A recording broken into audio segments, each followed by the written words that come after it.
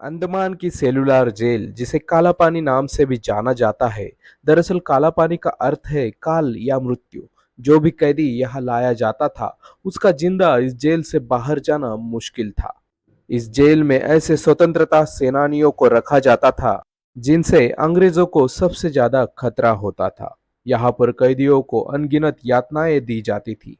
उन्हें शारीरिक और मानसिक रूप से प्रताड़ित किया जाता था। दरअसल ये जेल अंडमान निकोबार की राजधानी पोर्ट ब्लेयर में बनी हुई है।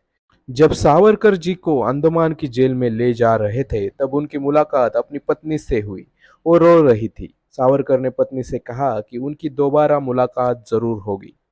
सावरकर के बड़े भाई गणेश सावरकर पहले से ही काला पानी की जेल में बंद थे, और अब सावरकर को यहाँ बंदी बनाकर भेजा जा रहा था। सेलुलर जेल का जेलर आयरिश था, जिसका नाम था बारी।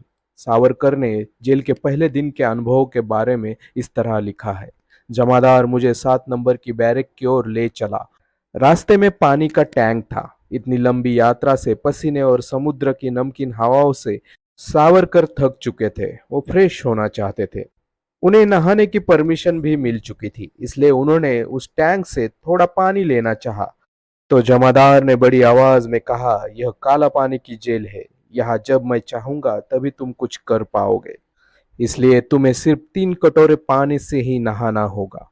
दरअसल अंग्रेज यहाँ कैदियों को मानसिक रूप से तोड़ना चाहते थे, क्योंकि अगर गलती से यहाँ से वो छूट भी जाए, लेकिन बाहर जाने के बाद फिर से वो क्रांतिकारी गतिविधियों में ना पड़े, और जो अन्य क्रांतिकारी है उन्हें सेलुलर यानी कि अंडमान की जेल के बारे में बताए, ताकि दूसरे क्रांतिकारी भी क्रांतिकारी गतिविधियों में ना पड़े।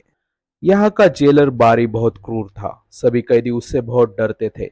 वीर सावरकर ने एक किताब लिखी थी, जिसका नाम था मेरा आजीवन कारावास।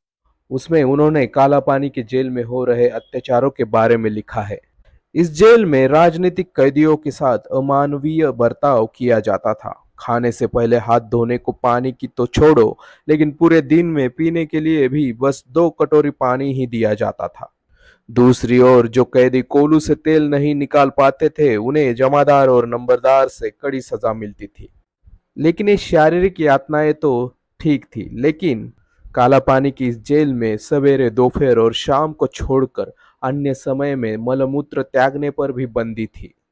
दरअसल अंडमान में इस जेल को बनाने के पीछे अंग्रेजों का एक मकसद यह भी था कि राजनीतिक कैदियों को अनगिनत यातनाएं दी जा सके, और जिसके बारे में किसी को पता भी ना चल सके। ये सारी यातनाएं सहते सहते कुछ कैदियों ने आत्महत्या के प्रयास भी किए, और कुछ कैदी यह सब सह नहीं पाए और वे मानसिक बीमारियों का शिकार हुए।